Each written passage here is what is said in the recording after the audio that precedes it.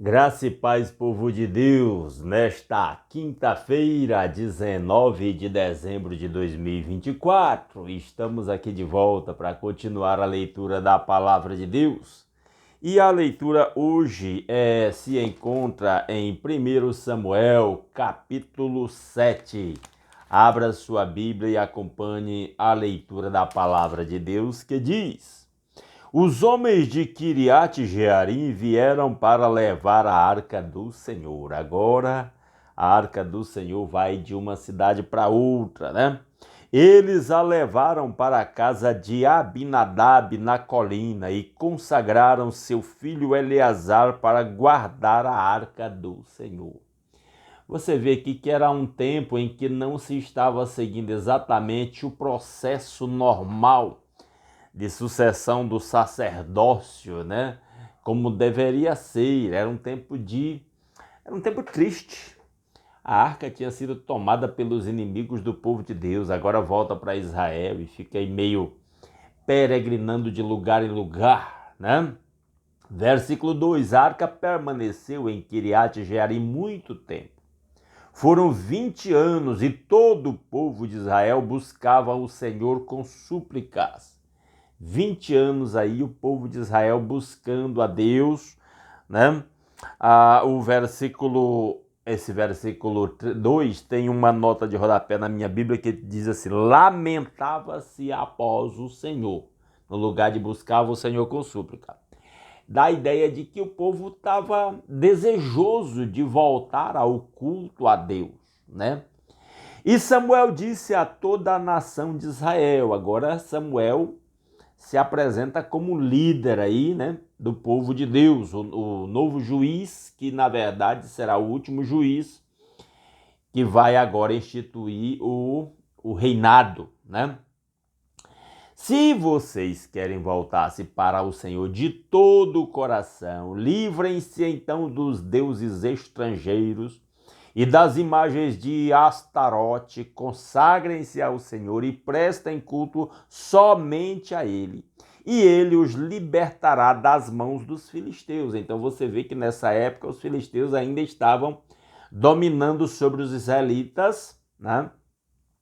E Samuel chama o povo para se voltar para o Senhor de todo o coração, de verdade, num retorno, num arrependimento, numa conversão. E o texto continua dizendo: assim os israelitas se livraram dos Baalins e dos postes sagrados e começaram a prestar culto somente ao Senhor.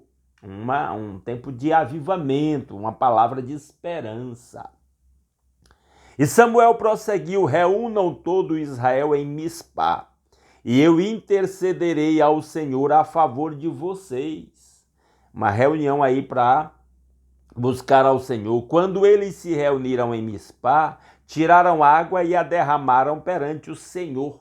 Haviam os rituais instituídos na lei de Moisés de purificação que envolviam água lá, e aqui eles seguem esse ritual aqui que não é descrito com detalhes.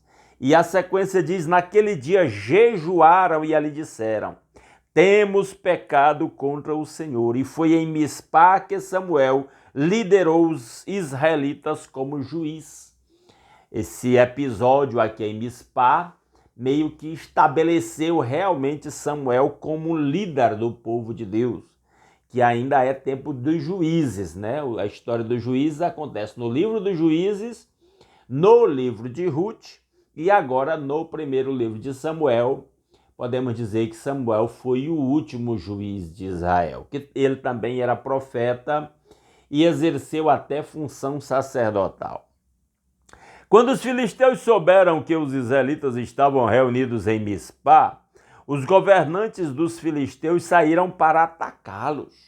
Os filisteus ainda estavam se impondo sobre os israelitas nessa época, e agora souberam da reunião em Mispá e vêm lá para atacá-los. Quando os israelitas souberam disso, ficaram com medo.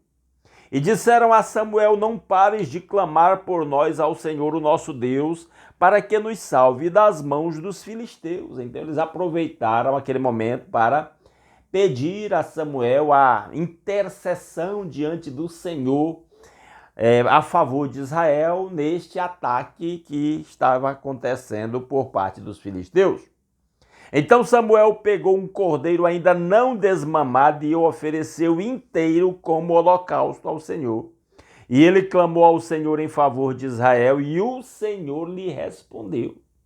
Israel ofereceu esse sacrifício aí desse cordeiro, clamou e Deus respondeu. Enquanto Samuel oferecia o holocausto, os filisteus se aproximaram para combater Israel. Naquele dia, porém, o Senhor trovejou com fortíssimo estrondo contra os filisteus e os colocou em pânico e foram derrotados em Israel. Então houve um fenômeno aí sobrenatural com barulhos de trovões que foram reconhecidos como vindo do próprio Deus e que gerou um pânico entre os filisteus, e aí os filisteus foram derrotados diante de Israel. Os soldados de Israel saíram de Mispá e perseguiram os filisteus até um lugar abaixo de Bet-car, matando-os pelo caminho. Então Samuel pegou uma pedra e a ergueu em Mispá e Sem, entre Mispá e Sem, e deu-lhe o nome de Ebenezer, dizendo: até aqui o Senhor nos ajudou. Então Samuel levantou aí uma pedra, formando uma espécie de uma coluna, como um marco histórico daquele livramento de Deus para o seu povo. Chamou a pedra de Ebenezer, que significava: até aqui o Senhor nos ajudou. Né? Assim os filisteus foram dominados e não voltaram a invadir o território israelita.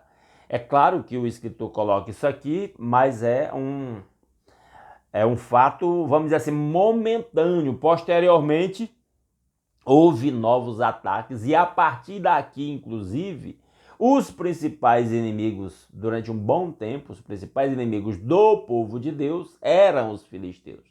Na época de Davi travou muitas guerras contra os filisteus, né? Por exemplo, o Golias era filisteu de Gate, né? Então essa coisa de que os filisteus não voltaram a invadir o território israelita, pelo menos temporariamente, né? E continua o texto dizendo: a mão do Senhor esteve contra os filisteus durante toda a vida de Samuel. As cidades que os filisteus haviam conquistado foram devolvidas a Israel desde Ecrom até Gate. Israel libertou os territórios ao redor delas do poder dos filisteus, e houve também paz entre Israel e os amorreus. E essa nota aqui, apesar de estar no contexto aqui como uma boa informação de que houve paz entre Israel e os amorreus, o fato é que não era para haver paz. Era para Israel destruir os amorreus para se estabelecer no lugar deles. Essa era a ordem do Senhor em relação à conquista da terra prometida. Essa conquista só vai acontecer mais efetivamente, vamos dizer assim, na época do rei Davi e posteriormente na época do rei Salomão. Versículo 15. Samuel continuou como juiz de Israel durante todos os dias de sua vida. Então podemos dizer que Samuel tenha sido o maior de todos os juízes de Israel. Ele foi o último juiz que também exerceu esta função aí de profeta, e ele foi o que implementou a mudança do sistema de governo de Israel de juízes para o reino, né? E o texto continua dizendo: aí Samuel continuou como juiz durante todos os dias de sua vida e a cada ano percorria Betel, Gilgal e Mispá, decidindo as questões de Israel em todos esses lugares. Então Samuel tinha essa rota que ele fazia anualmente, exercendo a sua função de juiz em Israel. Mas sempre retornava a Ramá, onde ficava a sua casa. Ali ele liderava Israel como juiz e naquele lugar construiu um altar em honra ao Senhor. Então Samuel era um homem piedoso, temente a Deus, era um profeta, tinha sua autoridade reconhecida, exercia a sua função como juiz. É um homem que aprendeu, a característica, uma das principais características de Samuel que eu mais admiro é o fato de que Samuel se tornou um homem que aprendeu a ouvir a voz de Deus, a se deixar guiar pelo Deus de Israel. Nós vamos ver isso na continuidade da leitura, especialmente quando ele foi escolher o rei para o povo de Deus, né? Então, Samuel é este homem íntegro, temente a Deus, que conduz o povo de Deus num momento muito especial, levando o povo a um retorno verdadeiro para o Senhor. A gente vê lá no livro de Juízes, alguns juízes que, apesar de libertar o povo de Deus, mas não conduziu o povo a uma vida espiritual, piedosa, realmente, segundo a orientação da palavra de Deus, né? Mas Samuel é esse juiz que foi um juiz que exerceu a sua função também como uma espécie de sacerdote, e ele era reconhecido como um profeta do Senhor, que conduziu o povo a um relacionamento íntimo, sério, verdadeiro, íntegro com o seu Deus. Que Deus aplique a sua palavra aos nossos corações. Amém, povo de Deus? Vamos orar? Antes de orar, aquele pedido, não saia sem deixar um like nesse vídeo, compartilhe aí nas suas redes sociais, nos seus grupos de WhatsApp, comente o que você achou desta leitura, né? Se é novato por aqui, não está inscrito e gostou desse conteúdo e quer continuar acompanhando a leitura diária de um capítulo da Bíblia, está convidado a se inscrever no nosso canal, tá bom? Vamos orar? Nosso Deus e nosso Pai maravilhoso, muito obrigado pelas incontáveis bênçãos com que o Senhor nos tem abençoado. Obrigado pela noite de paz, pelo descanso tranquilo, pelo acordar com saúde e pelo novo dia. Obrigado pelo lar, pela família, pelo pão de cada dia suprido em nossas mesas. Obrigado pela proteção com que o Senhor tem cercado o seu povo e a vida que o Senhor tem preservado. Obrigado por poder começar esse novo dia aqui, meditando na palavra, alimentando nosso espírito. Obrigado por esse meio de comunicação, pelo qual nós podemos nos unir em torno da sua palavra. Que o seu Santo Espírito mesmo seja o nosso guia, o que nos ensine, o que aplique a sua palavra aos nossos corações. Obrigado a Deus pelo trabalho com que cada um ganha o sustento de si mesmo, da sua família. Ó Deus, que a bênção do Senhor esteja sobre o seu povo nesse novo dia, que a sua bênção esteja sobre cada irmão, sobre cada um daqueles pelos quais intercedemos nessa hora, e que meus irmãos citam os seus nomes. Clamamos em nome de Jesus que o Senhor esteja preservando a cura, a saúde de quem está saudável e a cura de quem está doente. Ó Deus, que o Senhor faça milagres a favor do seu povo, mas se o Senhor deseja usar médicos, medicamentos, as intervenções cirúrgicas, as internações, seja feita a vontade do Senhor. Que a bênção do Senhor esteja sobre o lar de cada um dos meus irmãos. Que o amor, a paz, a alegria do Espírito Santo estejam presentes no meio das famílias. Que cada lar seja um templo de adoração ao Senhor, um lugar de estabilidade, de segurança, de crescimento, de amor para cada membro da família. Que a bênção do Senhor esteja sobre o trabalho de cada um dos meus irmãos, fazendo prosperar. Ó Deus, abrindo portas de trabalho, de emprego para quem está desempregado. Ó Deus, dando soluções financeiras para quem está endividado, dando sabedoria ao seu povo para administrar os recursos que o Senhor tem confiado a cada um, para que vivamos com abundância, com liberdade, com liberalidade no seu reino. Ó Deus maravilhoso, que a sua bênção esteja sobre a sua igreja, sobre o seu povo, sobre cada congregação local. Ó Deus, avivando cada pastor, renovando o ânimo, a fé, a visão, a alegria. Ó Deus, que o seu povo que se chama pelo seu nome se humilhe, ore e busque a sua face e se converta dos seus maus caminhos, para que o Senhor ouça do céu, perdoe o nosso pecado, sare a nossa terra.